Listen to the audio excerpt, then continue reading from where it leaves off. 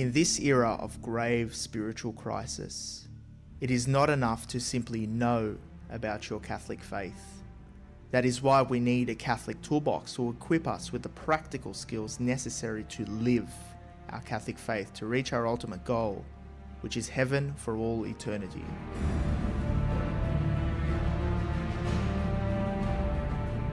Do not merely listen to the word and so deceive yourselves. Do what it says.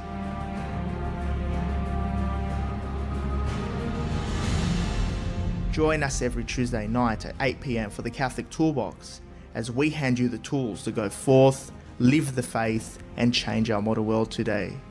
Live on the Voice of Charity.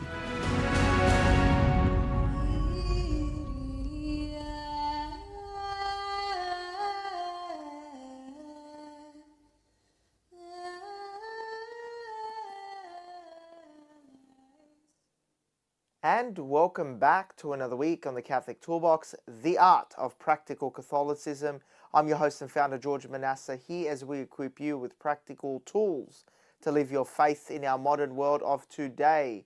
And this week, we are going into the desert, into the Lenten season. And for those who've already started on Monday, well into the Lenten season over these 2 days.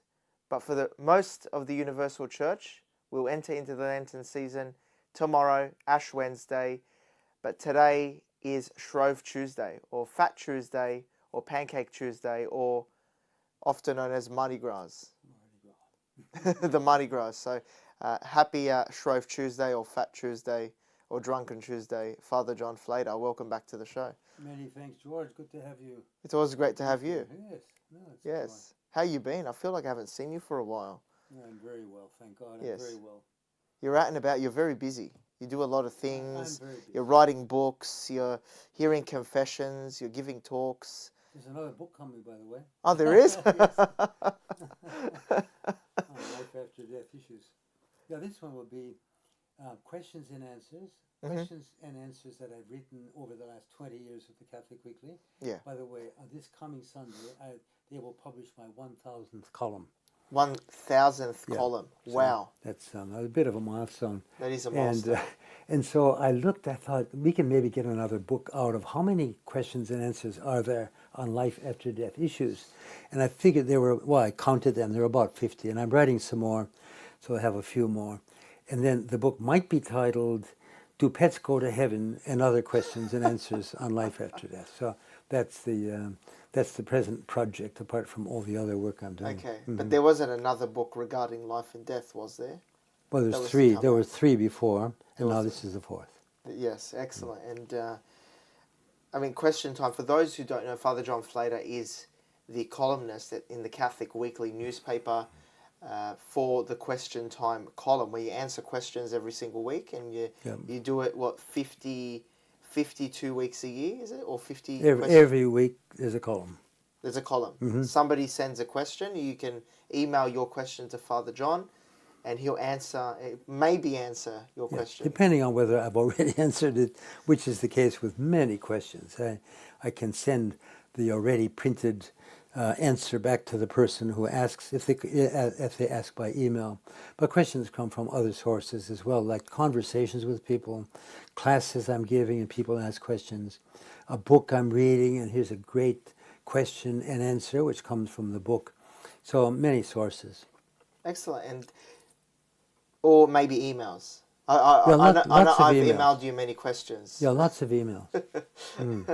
I don't know if any of them have made it into the newspaper, but maybe my questions aren't good enough. It depends on whether they've already been answered and whether they're too tedious to answer. No. About canon law or... No, I'm too much canon law questions. I'm into canon law, so we can answer those too. Mm-hmm. Or I'll just send you a text message. That would be an express... Yeah. People send me express text answer. Yes, so. yeah. But what's our topic today? We're going into Lent, and we have less than 24 hours before we start Lent tomorrow. Except for you Maronites, Ash Monday. Ash Monday. And I was talking with one of the Maronite priests yesterday, and I asked him, do you know why you start on Monday and the rest of the church starts on Wednesday? And this priest didn't know.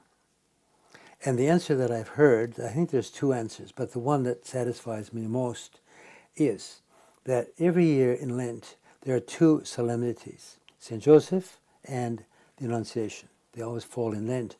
And so, since those are not days of penance, nor are the Sundays, you start on Monday and then you still have 40 days. In the Latin Church, starting on Ash Wednesday, there are exactly 40 days from Ash Wednesday to Holy Saturday, leaving out the Sundays. But if we don't want to do penance on the two big feast days, and in Australia we get St. Patrick as well, so there's three. Exactly. So it's a solemnity. you Maronites are doing it better than the rest of us. You have 40 days, and we have 38 or really 37. So, congratulations. Well, I'm starting tomorrow. Okay. Always have. No, Lent. And so, where do we start our Lenten journey, Father? What could we focus on this year? I mean, every year it seems to come around at the beginning of the year. Lent comes past. We have some aspirations to fast or some other form of penance. But how should we approach 2025 Lenten season in the context of today? Maybe the struggles of the Holy Father with his health at the moment, or any other event or circumstance in today's context.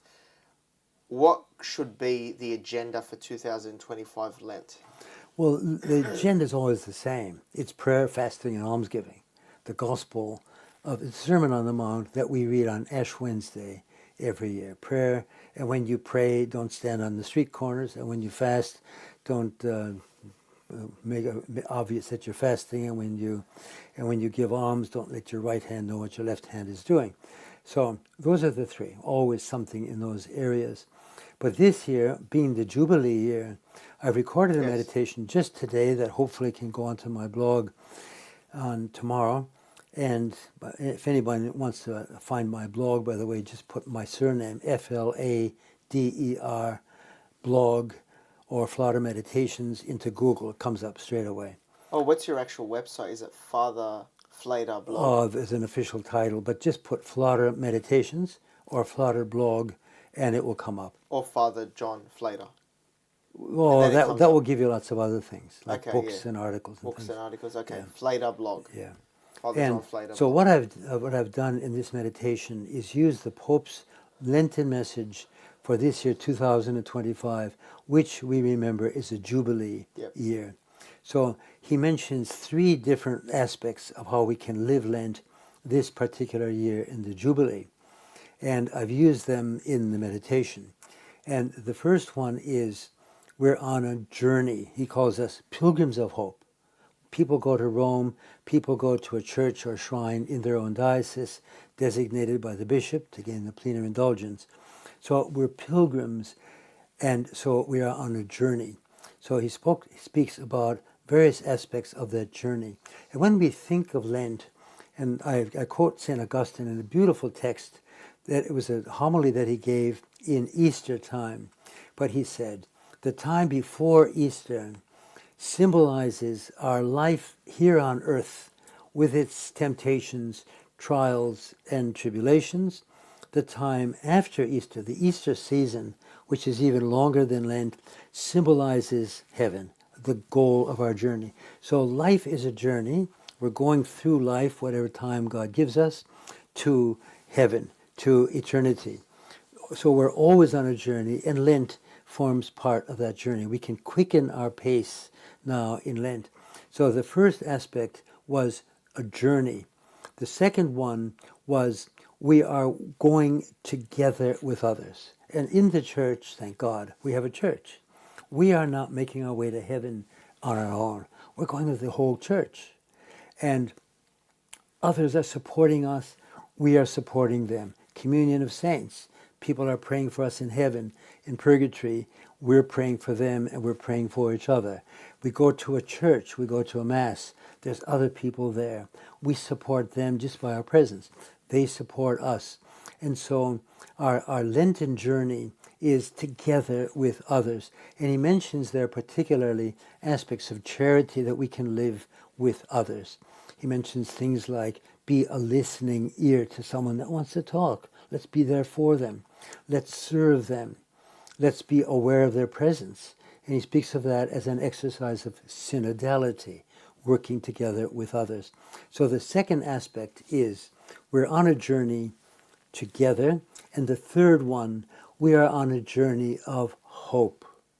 And we always live hope.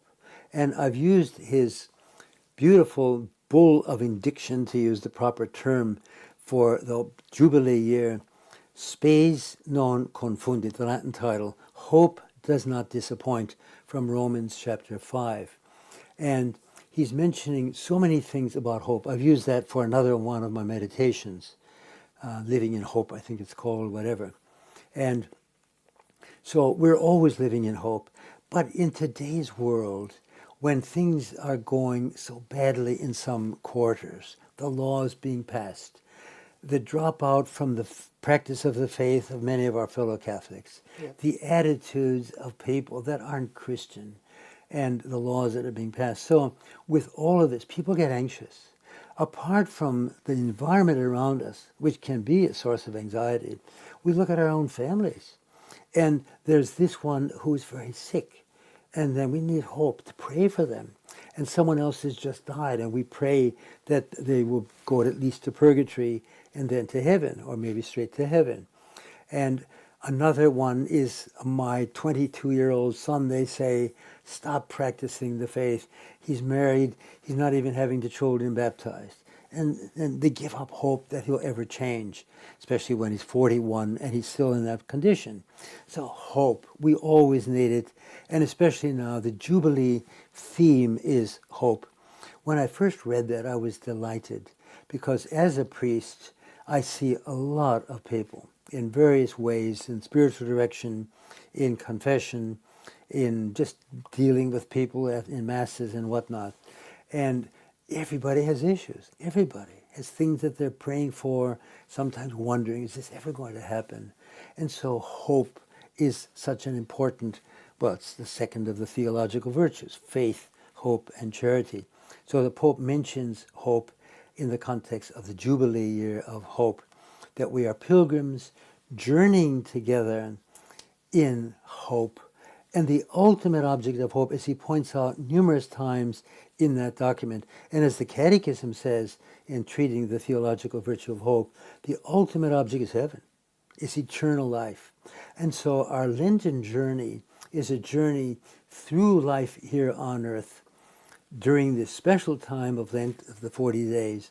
It's a journey to heaven. And if we live Lent well, we are firmly on the way to heaven. And every year we get one more opportunity. And what I say to people is, for heaven's sake, for heaven's sake, take advantage of Lent. Don't just say, oh, I do a little token penance and I've lived my Lent.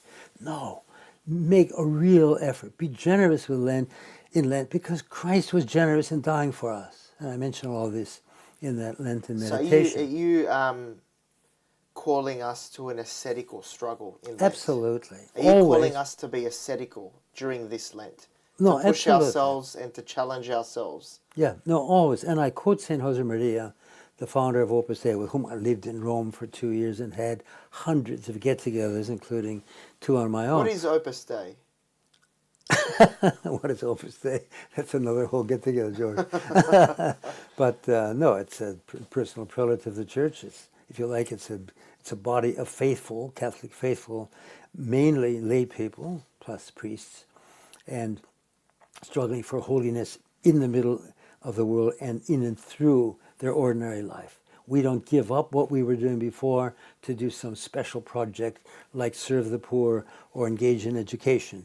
If one was an airplane pilot, they remain an airplane pilot. Somebody else was a fisherman or a truck driver or a plumber or a professor or a banker or whatever. Keep on doing it. Sanctify that. Lay people, fully lay, seeking holiness. And a good number of the causes of beatification and canonization of lay people have been opened. So it's a way of holiness for lay people in the middle of the world, in a very simple definition or description. But St. Josemaria, a couple of years before he died, wrote in his notebook, "This is our destiny on earth, to struggle out of love until the last instant, Deo gratias." What he's saying, and what he said so much to us in Rome, is we have to be saints. Saints for the altars, canonizable saints. If not, we have failed. So we have to be struggling always to be a saint. We can never coast. And one analogy that I use often is, in our Christian life, in a secular society, it's always been secular, and we are secular too in a way. We're lay people in the world. Yeah, we're in the Many of world, us. but we are going to heaven, and we're struggling for holiness in a society which is not leading us in that direction. It's leading us in the opposite direction. And so my analogy is, we are paddling a canoe upstream. The stream has always been against us. It is paganism, it is hedonism, it is find the comfortable way. That's the way of people. That's original sin. But we have to struggle to be saints, to live virtues, to go beyond the comfort zone. We're paddling upstream. We always have. And one thing I can say from the perspective of my good number of years on earth, and by the way, when I turned 80, I said I'm not 80, I'm 50. So I'm in my 50s now. Yes. And that's a good way to think. But what's your fitness age? Oh, 55? Yeah, I'm More like 35, I think. no, 55. I heard you're very good at tennis. I used to be. Anyway, that's another story too. However, now, But you're better at golf. but I'm hopeless in golf. I'm reasonably good at tennis. Anyway, let's get back to You just do it for the networking. Let's That's what get it back is. to Lent.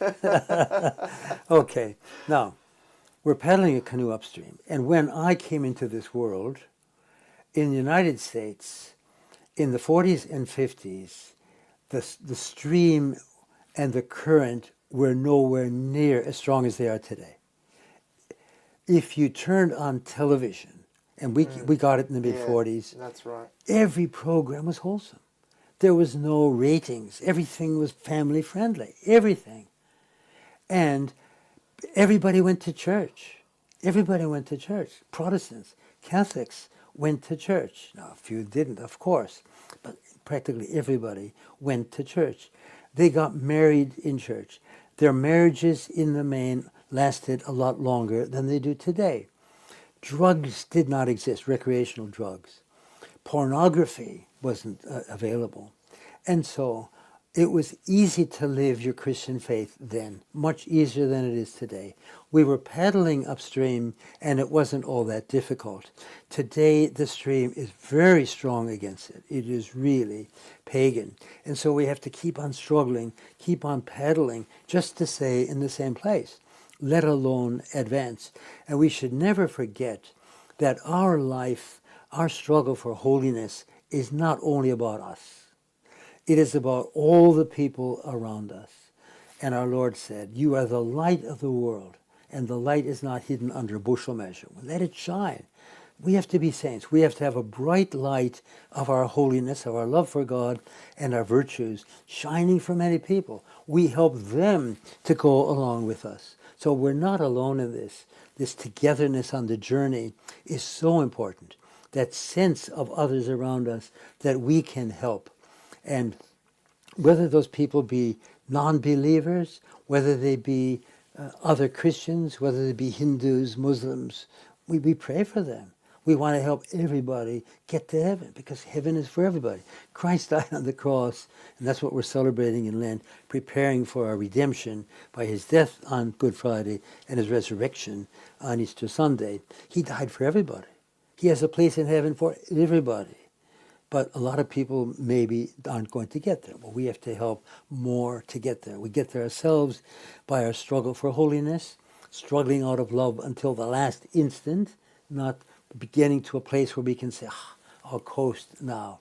Another of my ideas, That's right. if I'm talking too long, I talk too much, George. No. But if I'm talking too much, you're a lot smarter than me. So I'm not smart. just stop me, and we'll talk about something else.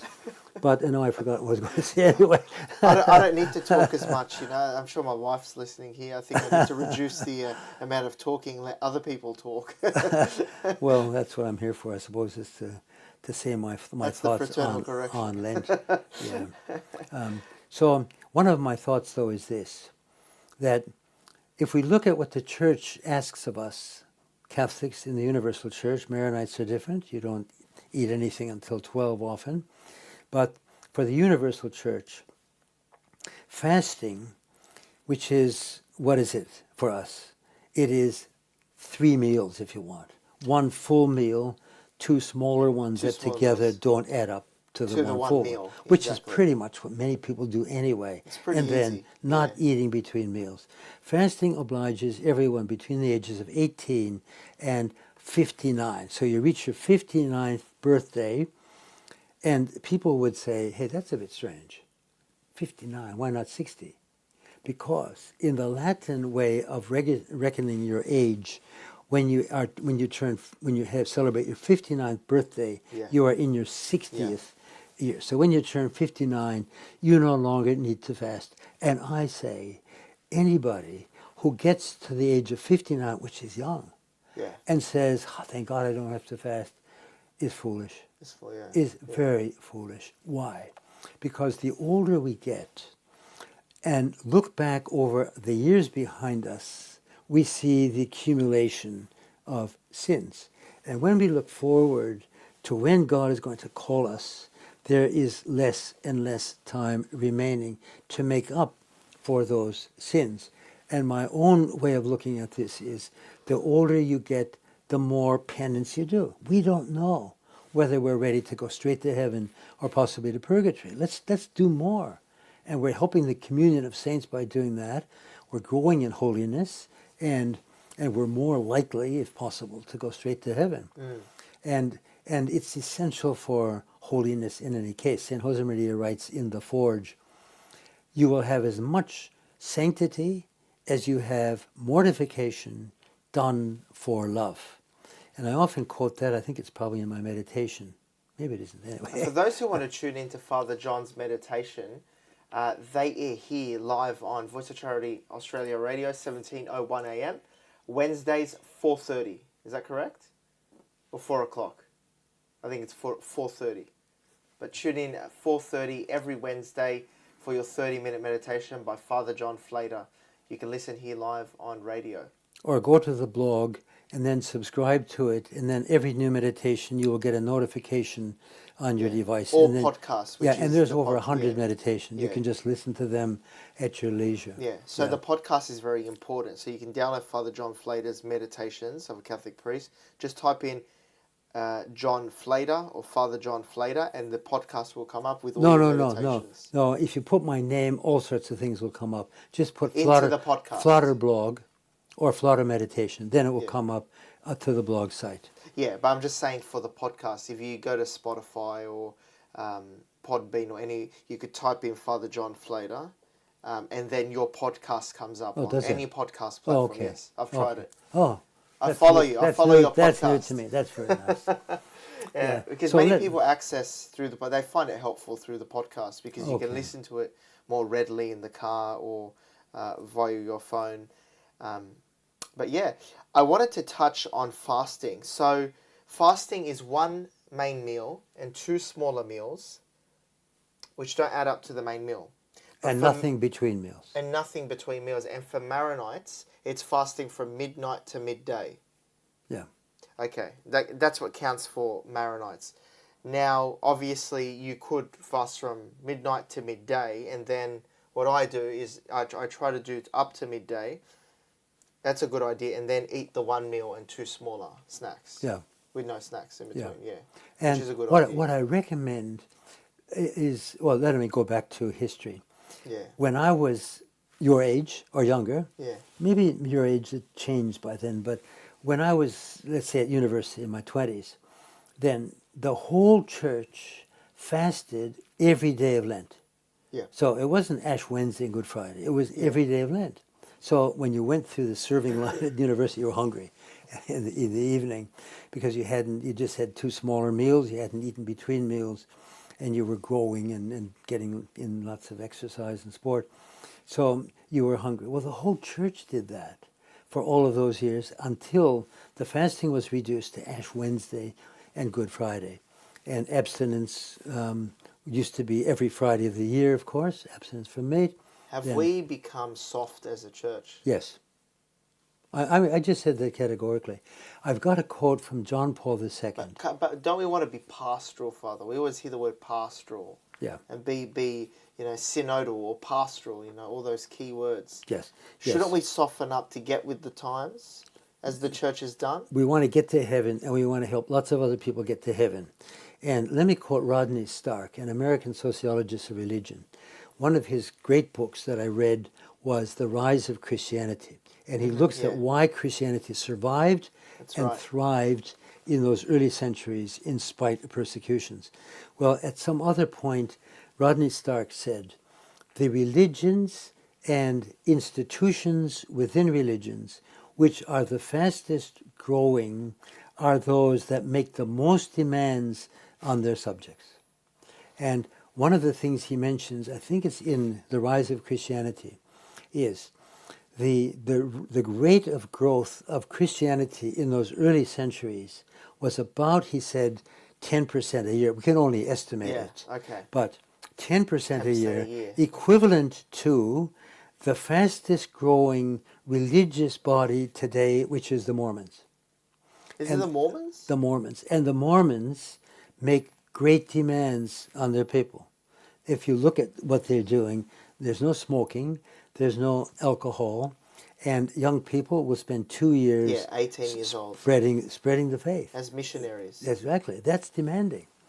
And I've tried to do evangelize a lot of those missionaries, they're interesting. It's very interesting what they do.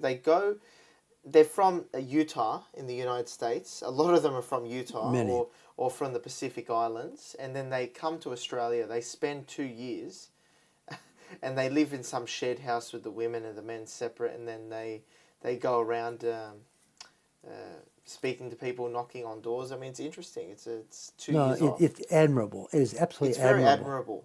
They're very committed. Yeah. One experience I had in the Philippines, a group of people there asked me to go to promote my Journey into Truth DVDs at that time, now they're online, and book Journey into Truth, Instructions in the Catholic Faith, because they found it very useful. And in the Philippines, the people are very pious. There's a lot of religiosity there, but there's very little understanding of the faith. And then people get drawn away to the Protestants, the evangelicals, cults, and the Mormons as well. So I went there, they paid my way, and I gave a number of talks in Manila. And then they flew me down to Cebu. And sitting in the Manila airport in the departure lounge, we were sitting there ready to get on the plane. And I noticed a group of young people who did not look Asian. They looked rather American, and they looked dressed like Mormons. And there were men and women. There could have been 15 or 20 of them. And they were going to get on the same plane. And I thought to myself, isn't this interesting?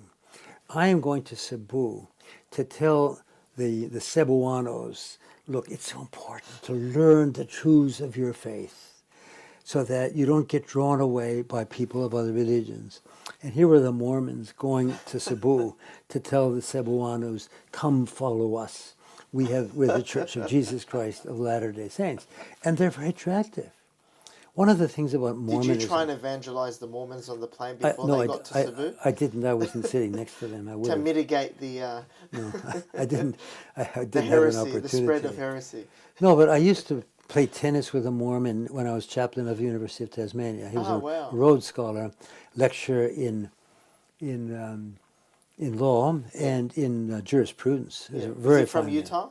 No, he was an Australian. Oh, okay. Really fine man. He gave me the Book of Mormon when his wife died, and I said I was praying for her. I have a copy in my library of the Book of Mormon. Yeah. No, but if you go along to their services on whatever day it is, Sunday, I suppose, you're met by very attractive people, clean living, well They dressed, dress well. family people, large families, lots of joy. That's attractive. Now, we have to do that in the Catholic Church too. We could do a lot better at this. We could do a lot better, because I think I was just speaking with a friend of mine, and I mean we're you know, hinging on our 30s, you know, late 20s. You're talking young people having families, looking at more conservative church circles, doing or parishes or groups.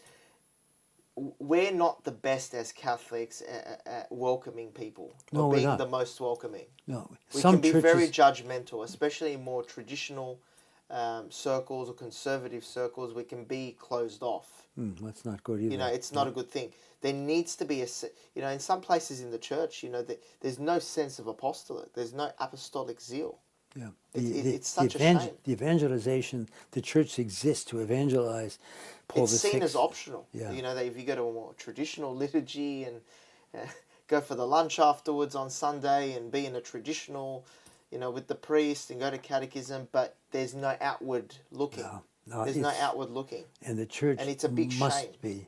It's a big shame. The Pope has a really good line. I think he said this to youth in Mexico. He said, Christ stands at the door and knocks. And sometimes he is not knocking outside to be let in. He's knocking on the inside to be let out. We've got him in our life. He wants to get out to other people.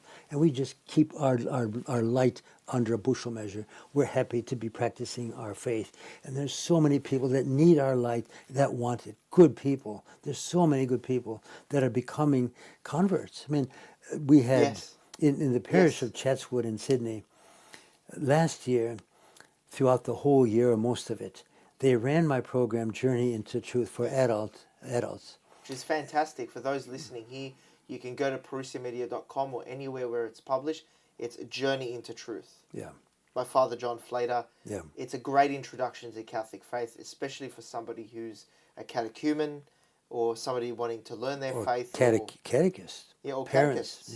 yeah. It's a great And- resource. Yeah. Which was actually aired on EWTN. Yes, they use the section on the creed. It's based on the Catechism of the Catholic Church. It's really a commentary, a simplification of the Catechism in 24 half-hour lessons on the DVDs. I remember watching it, you know, Yeah, at Penny but Hills, just you know, just in somewhere. that program, they had between 40 and 50 people every night, sometimes more, for the 24 nights. And then they had a closing dinner, which I attended, and they all rejoiced for having finished the program.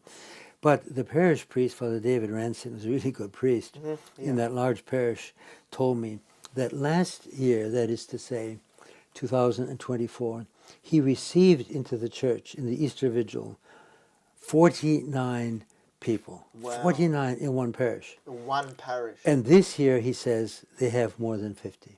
So, And I believe the Archdiocese of Sydney, I think it was in the Catholic Weekly, that there were over 300 catechumens this year. yes. Diocesan-wide. For 2025 or last year? I don't recall whether it was last year. Yeah. I'll have to look it back up, but I saw that there were 300 catechumens. Yeah, and what we're saying is I that... don't know whether it's this year or last year. Last year, the numbers of people received into the church, or of course baptized, were significantly higher than in previous years. It was a big jump. And we're seeing that now. It's a lot of young people. So the work of evangelization is reaching out, showing by your kindness, by your virtue, by your knowledge of the faith, the beauty of what we have. People are drawn to that. You know what's great, Father, is that in the past few years, we've had big names become Catholic. Oh, absolutely. Former actor Shia LaBeouf. Yeah. You've had Jordan Peterson's wife. Yeah. You've had Candace Owens. You've had big names, whether you like them or not. Big names become Catholic, you know. And Shia LaBeouf was an interesting one because he told this story to Bishop Robert Barron, and he explained that by playing Padre Pio, you know, he immersed himself in the life of Padre Pio, and he spoke about the Mass, and he spoke about the traditional Latin Mass particularly. He said, and he really pushed for the Latin Mass because he said, this Mass, the prayers and everything else, he felt the experience of the Mass and immersed himself in the Mass, and it was a beautiful thing, and it became Catholic. Yeah, there's so many. There's a lot of conversions happening. There's a lot of grace happening. Yeah, there's many people. Right now, I think things are changing. I see a swing back to the faith, and what we're seeing still is the erosion of practicing Catholics dropping away. The numbers in this country were down to 8.2% in the last survey, which I think was COVID affected. I think it was 10 before. But no, we have to do all we can to spread our faith and let our light shine and be the saints that God wants us to be. And Lent is a time when we can quicken our pace. And one of the things that I like about Lent, and I put this in the meditation, is the word Lent. I'm a person, I love words. What's the origin of that? So if you look at the name for Lent in all the Romance languages based on Latin, it is based on the number 40.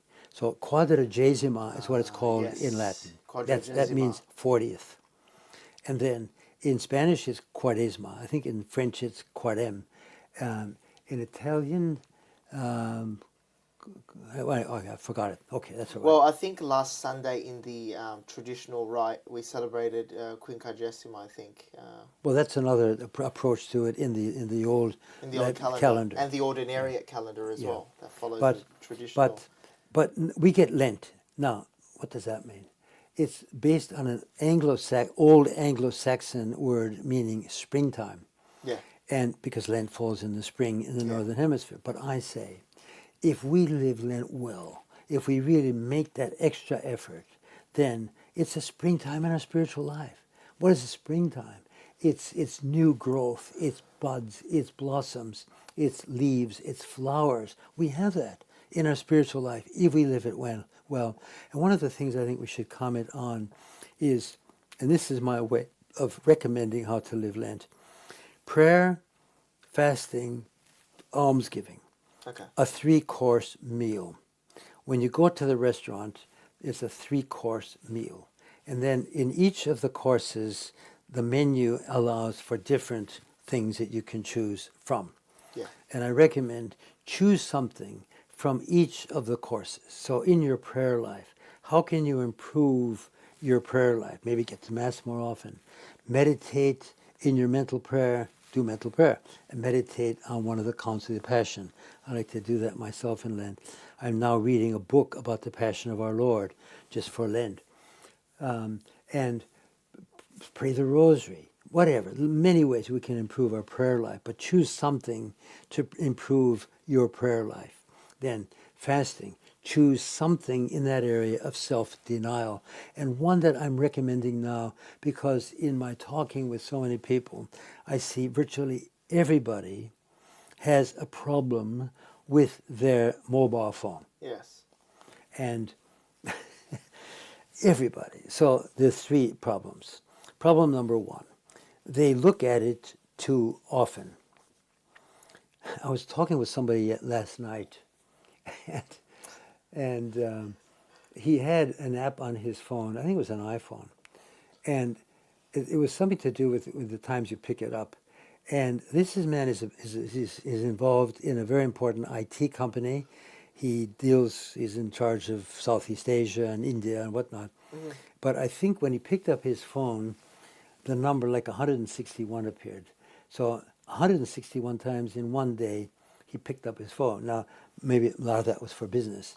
However, how many times does the average person pick up his phone just to check? I want to check my emails, my phone messages, the news, the sports results, how the Pope is doing, and Facebook, so on. Facebook, Instagram. Exactly, and then you get, okay, that number 1 WhatsApp. Is, yeah, exactly. So number 1 is you look at it too often. Telegram. You don't need to look at it now. If you don't need to look at it now, have the mortification of Lent. Don't look at it. Wait until later. Number 2, they look at it for too long. So what happens? You get drawn into it. Oh, I just want to check this podcast on YouTube. Yeah. And then while you're watching that, a few more things had come up. Oh, that looks interesting. I'll look at that one. You look at your watch. You've been on the phone for an hour or 2 hours or 3 hours. You look at it for too long, too often, and too long. And then for some people, they look at the wrong sites. So there's where the pornography comes in and other sites that just lead you astray. And so they get caught in that. Social media is a trap. You can start on social media, any platform you want, and you start looking at this, and then there's another thing, then there's another one. And some of that isn't very wholesome either. So a mobile phone is a very good area for penance in Lent, apart from food, and the amount you eat, and the choice of what you eat, the seasonings you put on it, eating between meals. So there's food. Obviously, we could give up certain foods, chocolates, maybe no meat on Fridays. Lots of Eastern Catholics like no meat, during Lent. Eastern Maronites. Yeah, and the Orthodox. Yeah. The Orthodox fast, the Byzantine fast, whether it's Byzantine Catholic or Byzantine Orthodox, is fantastic. Which was actually, there's a good episode by online which explains that we used to fast the same way. We used to give up dairy. Yeah, exactly. Yep. We used to, there were days with no dairy, no animal products, no cheese. Basically, it was a very strict fast. It was absolutely amazing. The whole church was one for that first, like 1,000 years. So we were all doing that. Now, then the Latin Rite, we've relaxed all of this. And actually, I was saying the Pope, John Paul II, speaking to priests in Rome off the cuff in Lent of one of the years when he was then still alive, maybe the 80s or 90s, said, he's just speaking from the heart, off the cuff. Sometimes I think we're falling behind in this area of penance. Consider our Orthodox brethren. Consider the Muslims with their Ramadan, not eating anything between sunrise and sundown. Some of my Muslim friends, I love having conversations with some of my Muslim friends, and I have great respect for them because of their countercultural attitude that they have.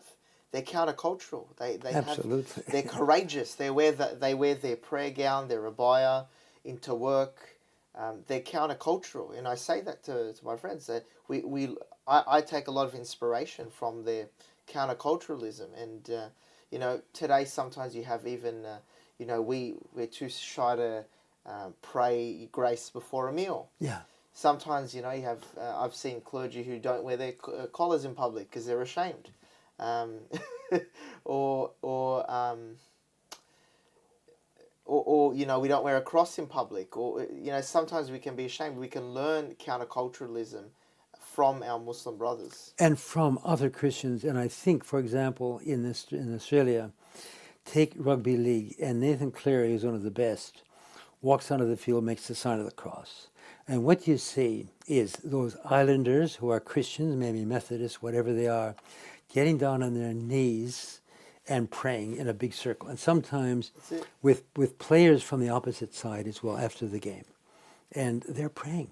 And they're praying in public. They're not afraid to do that. Well, let's not be afraid to manifest our faith. And we priests, let's not be afraid to dress like priests. And how often every priest has his stories where someone comes up to them and says, Father, could you hear my confession? I've certainly had that. At an airport. Or, at an airport, anywhere. Can you hear my confession? Or I was in a hospital visiting someone and said, Father, could you please come and see my mother? He's in this room over here. And you go and give her a blessing or hear a confession or whatever. Let's talk about other mortifications, like maybe a cold shower. Well, now let me say something about cold showers because that's in my meditation. It's good for you. I'm a chaplain in a girls' school, Tangara. Ice bath. And I look after primary school. And I have the custom when I go into a classroom, and I've done several this past week leading up to Lent, and I ask the girls, and I phrase the question, what are some things that some people could do for Lent? And I say, and I'm not asking what you do. I don't want you to tell us in public what you do. That's up to you. But what are some things that some people do? And one of the girls said, well, people take a cold shower. A couple of years ago, I had a girl in year 4 saying, oh, we sleep on the floor in Lent. She and her sister, little girls, sleeping on the floor in Lent to be uncomfortable. And then in both the classes that I went to last week, in 1 or 2 days, they said, control the use of technology, which for them is the laptop, it's the iPad, it's the mobile phone, which they generally don't have at that age. But control it instead of spending all that time on technology. Well, that's what we're talking about with the mobile phone. And then, of course, they give up ice cream and lollies and soft drinks and chocolate. And so little children can be very generous. And I sometimes paraphrase our Lord's words in the Last Supper. No greater love does a child have than lay down McDonald's for Lent. I mean, that's the supreme sacrifice. That's it. No McDonald's for Lent. Oof, God, that's the sacrifice. That was what we had after Mass, Sunday Mass growing up. McDonald's. That was the incentive. Well, Sundays, what you had. Yeah, Sundays aren't days of penance, so you can go to McDonald's after Lent. Now, we should live Lent well, then we have a springtime. Okay. It's too priceless an opportunity.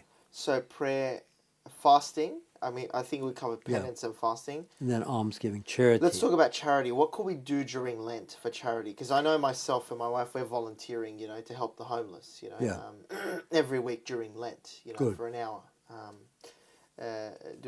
Helping out in our local community there, just to see Christ in the poor, in those less fortunate. And they're human beings. But what else could people do? Well, what I always say is, first of As all, you start with the word almsgiving. Giving alms is giving donations to charities, looking after the poor. However, charity begins at home. And that is not just a popular adage, it is a deep theological reality. Because when you study or teach the virtue of charity, then you learn that those who have the first claim on our charity or love are those closest to us, our family. So let's not go overseas and spend some time looking after the poor in some other country and ignore our family. Well, let's do that, but let's first look after our family. So just that being there for them. Often a man or a woman who's working outside isn't home enough. The children miss their parents. So be there. Husbands who work long hours, try to get home earlier. Have dinner with your children. Put them to bed. Read them bedtime stories, lives of saints. Say prayers with them. Teach them to pray. Get down on your knees. I know a lawyer who does that with his son, getting down on his knees and praying. Then offering to help. And I tell the children in Tangar that when you get home, there's different levels of charity at home. The first one is do your chores without having to be reminded.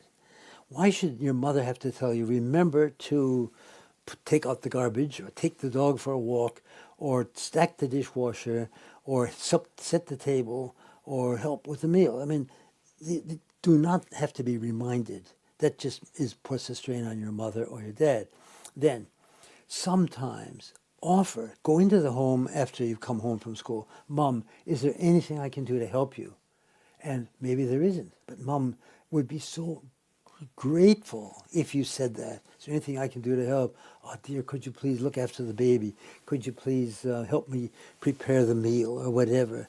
Offer to help. Be generous. Christ is generous. He died for us on the cross. Having loved his own who were in the world, he loves us to the end, St. John writes. Well, let's be generous in charity with others. And then apostolate comes into this. Think of those who you know in your school, in your workplace, in your neighborhood, who maybe are looking for God, or they're decent people, not necessarily Christians, and just engage them, have a coffee with them. Visit people that you know in the nursing home, in the hospital. Ring a friend at someone that's alone. Look after others. So then it starts in the family, it extends out beyond that, and what you're doing is admirable. So we look after each other first, and then we look after all those around us, and we spread the love of God in the world, and the world needs a lot of love. Okay, so that's almsgiving. Let's talk about prayer. Yeah, we did a little bit. Yeah. What can we do as a routine of prayer? Or what? Well, we mentioned a few things, but I think the first thing is a plan. You mentioned that. And if we let prayer come when we feel like it, we will do precious leave it up little. To chance. No, we've got to have a plan. And in my book, which book is this? Yes, it's the third book on life after death, titled From Time to Eternity. Yes. And it's a book about how to live your daily life, keeping your eye on the goal of heaven, because we get busy. And in that, the final chapter is called Sporting Spirit. And look at 10 or 11 different things that athletes do to win a crown that fades, as St. Paul writes to the Corinthians, 1 Corinthians chapter 9. And one of them is they have a plan of training. Well, they get up at a certain time in the morning, they go to the swimming pool, they go to the gym, they go wherever, and there's a rigorous training program every day. Well, let's have a rigorous training program in our spiritual life. Let's have regular times for prayer. We get up, we say the morning offering, for example. Then let's say we want to do some meditation, 15 minutes, let's say with the Gospel on the Passion. But when are you going to do it? Have a time for that. We say the Angelus at noon or some other time. And the rosary. So create a little bit of a routine. Maybe have a routine, absolutely. Morning, midday, afternoon, evening prayer. Yeah. Yep. Have regular times. And that would and all this could possibly continue past Lent. We may be more ascetical during Lent, but there needs to be some elements that we keep. Absolutely. That makes a permanent change rather than being. We don't want to be overzealous during Lent and then we drop it afterwards. We have a nice big Lebanese barbecue. We forget about it. And we get, have too many drinks and move on. Go back to our pagan ways. That's it. Absolutely not. And I think a lot of good people find that that's exactly what they do. And they keep something of what they were doing in Lent and last for the rest of their life. And each year they add a little bit more, either in quantity or quality, to what they were doing. And they're going up that inclined plane to heaven. Want. Yeah. That's what we want, that consistency. If it means you add one or two things that you know are going to make an impact for you in Lent and you keep doing them afterwards, because we want to grow in the we want long-term growth. Good, stable, long-term growth. We want a certain percentage of growth each year in our spiritual life. Yeah. So we need to have it consistent. We can't have a spike and then a crash. Yeah. You don't want a spike during Lent and then we crash and go back down and then we're lower and then we spike every year. We want a nice, good curve, stable. Yeah. So the way I way look to at describe it. it. Yeah, the way I look at it though is it's an inclined plane overall. But on Ash Wednesday, there is a spike. On Ash Wednesday, you start doing things that you weren't doing before. Yeah, so okay. you go straight up. Hopefully, you keep that level till the end of Lent. But when you come down at the end of Lent, you keep something of what you were living. So your base level after Lent is a bit higher than it was on Ash Wednesday. Okay, good. And that's your base level for the next year, going up. And then there's another spike, and then you go back down a little bit higher than you were before. So gradually, you're getting better over time. Perfect. That's a good, really good way. That's going to stick with me, I think. Good. Thank you so much, Father, for being here tonight on the show. And I hope you have a blessed Lent. And to all our listeners who are entering Lent tomorrow, Ash Wednesday, whether you're listening here in Australia or all around the world, have a blessed Lent. And may we be spiritually regenerated during this time. And thank you very much, Father, for being with me here tonight on the show. Pleasure, George. Good to be with you again. Thank you so much. And don't forget to subscribe to our weekly podcast alert. Go to thecatholictoolboxshow.com. That is thecatholictoolboxshow.com. And don't forget to subscribe wherever you get your podcasts to the show. So thank you for tuning into the show. I'm your host and founder, George Manassa, here on the Catholic Toolbox. Don't forget to tune in next week. And God bless you. God bless. Take care and take action.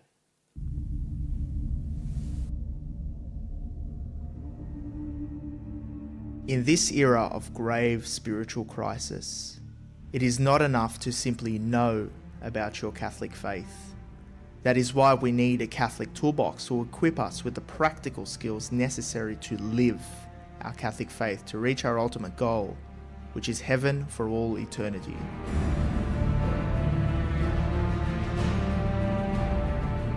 Do not merely listen to the word and so deceive yourselves. Do what it says.